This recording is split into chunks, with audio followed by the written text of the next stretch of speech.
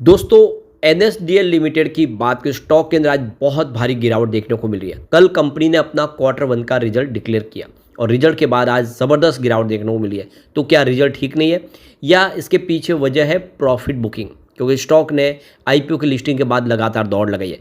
तो सही वजह क्या है उसको समझेंगे और आगे की क्या रणनीति बन रही है उसको भी समझने की कोशिश करेंगे। मार्केट एक्सपर्ट क्या कह रहे हैं स्टॉक को लेकर, क्या इसका फ्यूचर ब्राइट है? वैसे तो कंपनी का मोनोपोली बिजनेस है क्योंकि सिर्फ दो कंपनियां सीडीएसएल और एनएसडीएल।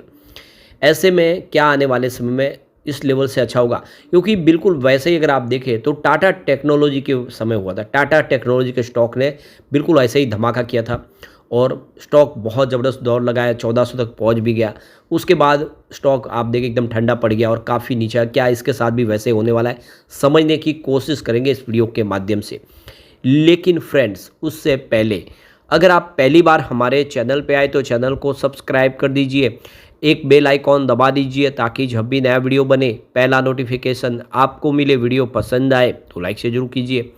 चलो फ्रेंड्स, वीडियो स्टार्ट करते हैं। मैं हूँ आपका दोस्त एस बी दवे और हमारे अपने चैनल ऑनलाइन कमाई में आपका बहुत बहुत स्वागत है। तो सबसे पहले बाजार की बात करें, आज बीएसई सेंसेक्स में तेजी है, 80,584 के स्तर पर है, जहाँ पे 349 पॉइंट की तेजी है।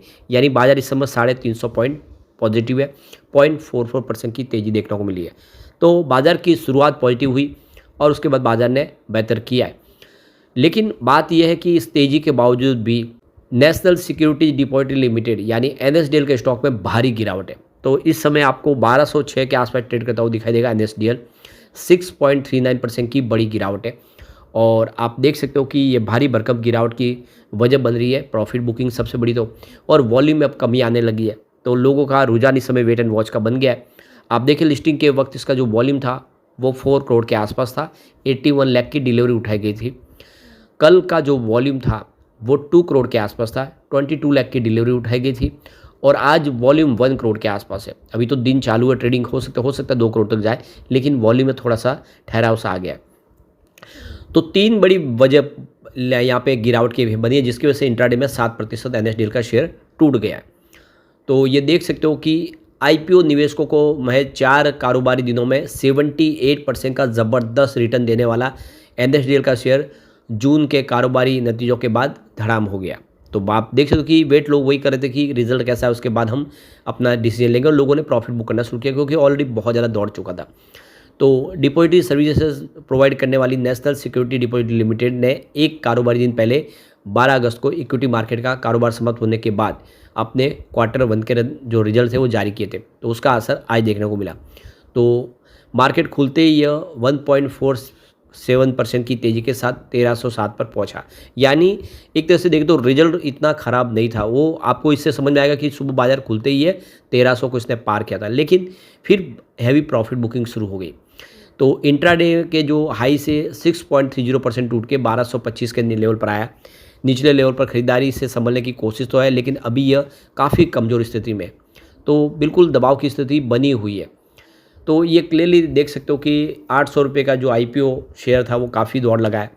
एनएसडीएल के शेयरों की गिरावट की 3 बड़ी वजह है। एक वजह तो यह है कि जून 2025 की तिमाही में इसका रिवेन्यू घटा है।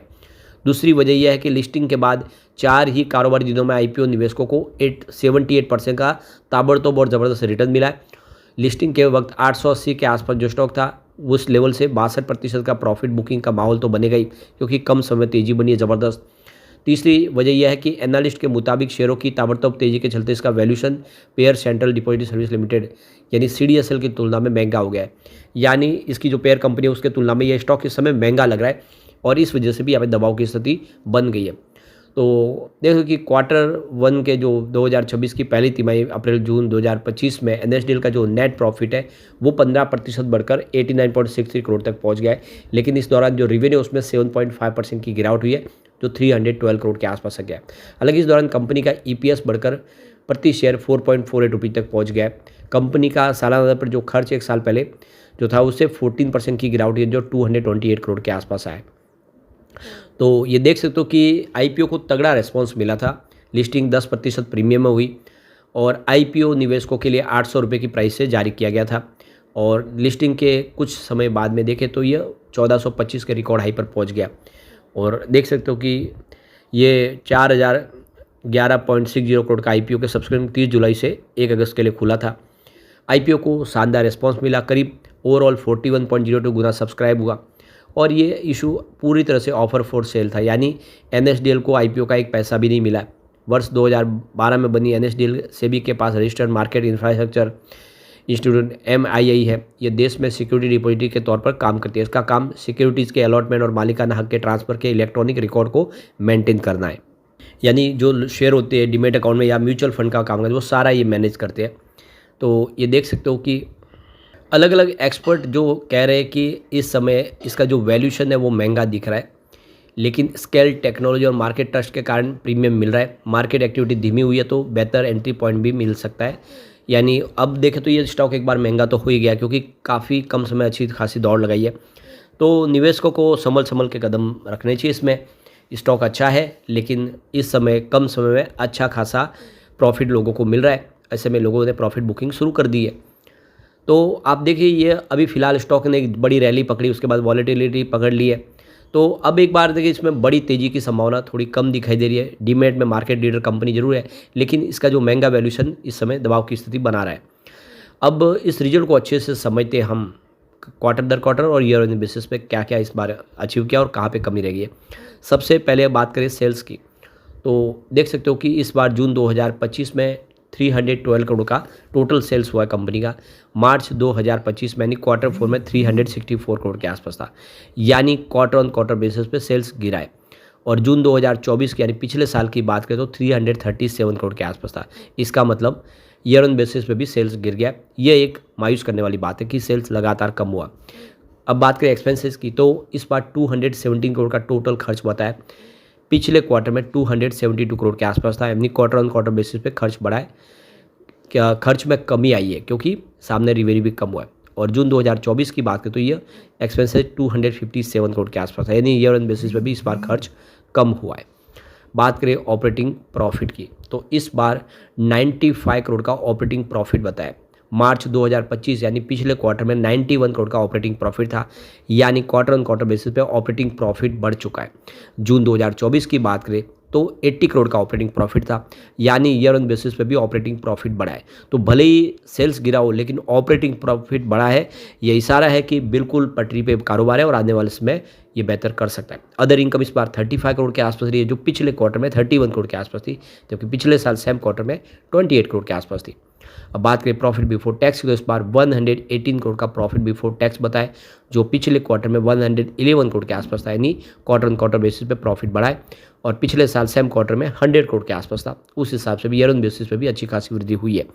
नेट प्रॉफिट 90 करोड़ के आसपास रहा है, जो पिछले क्वार्टर में 83 करोड़ के आसपास था और पिछले साल सेम क्वार्टर में 78 करोड़ के आसपास था।